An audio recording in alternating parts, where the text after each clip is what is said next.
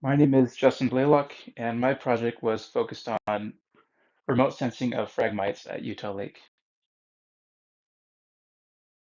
I chose this topic because I'm originally from Utah County, and because of that, I've heard a lot about the environmental issues that Utah Lake faces. And just one of those issues is Phragmites infestation.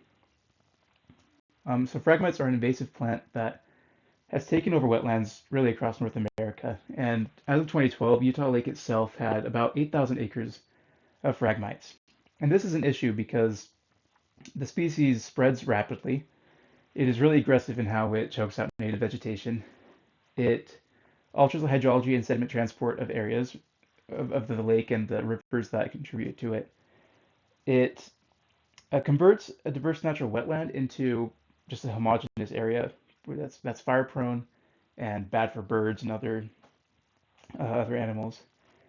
And it significantly reduces access to the beach and to the water for both recreation and rescue because the plants just completely fill up the beach and the water.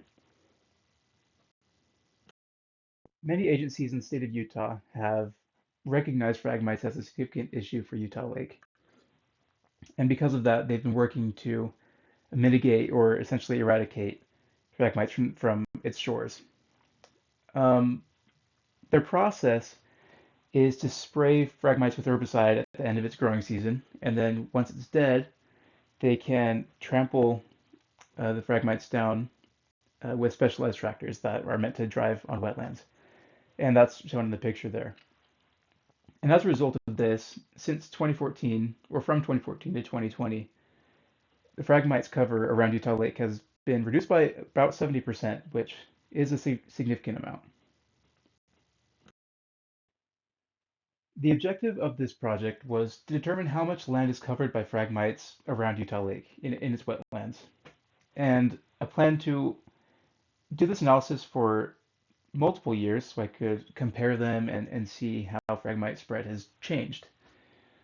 And I plan to do this using the normalized difference vegetation index, which is an index that allows you to see what plants are healthy and what are not, or what is dirt and what is water, really. And so you can separate between all those.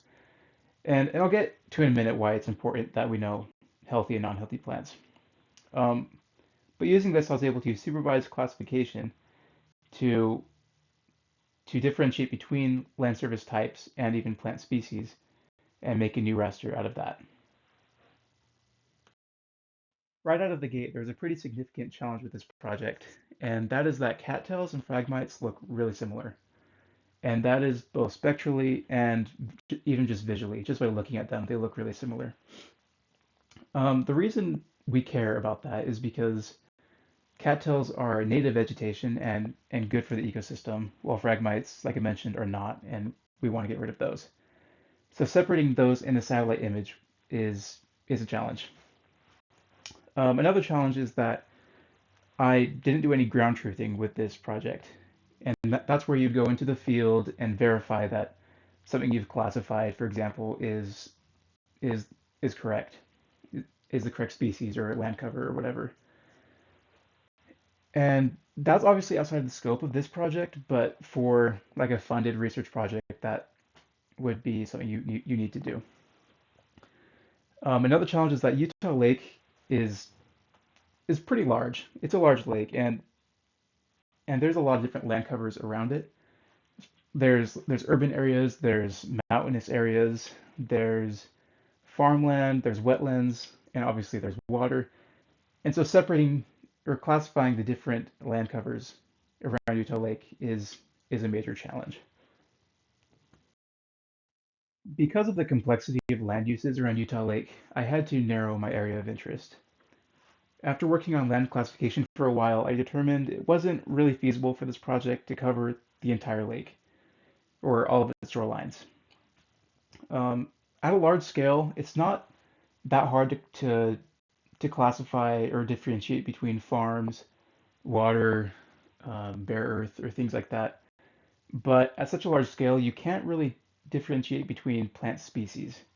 And that was the most important part of this project, was differentiating between phragmites and cattails. So it'd be too difficult, if not impossible, to separate those two at a huge scale, and especially to differentiate them from farms or mountainous vegetation or urban vegetation. So instead of worrying about all that, I decided to focus on Goshen Bay, which is at the very south end of Utah Lake. And I decided to focus here because it has a really large wetland area just south of it, and that area is full of cattails and phragmites, and so I decided that it was a good candidate for separating those two plant species.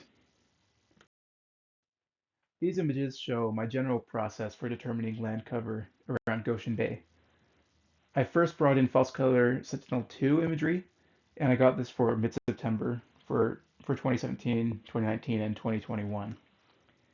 This type of imagery was only available as early as 2017, so I couldn't run this analysis for a time before Phragmite mitigation effort first began, because that was in 2014. Um, but I still got 3 different years so I could compare between them. I chose imagery between or from mid-September because, according to a study, the best time for distinguishing between Phragmites and cattails is mid-September. This is when the cattails are turning brown, they're dying for the season, but Phragmites are still green. So something similar to this happens in the spring, but research showed that the spectral signatures were even more distinct in mid-September. With the Sentinel-2 imagery for each year, I generated an NDVI raster which shows me plant health. As part of classifying this raster, I drew several polygons representing what I believe to be water, bare soil, phragmites, and cattails. And I generalized cattails as being unhealthy vegetation, or in like yellow or orange, or maybe light green. And then I generalized phragmites to be healthy vegetation, so just green in the NDVI raster. And I used several methods of supervised classification to determine land use, each one having a very high accuracy.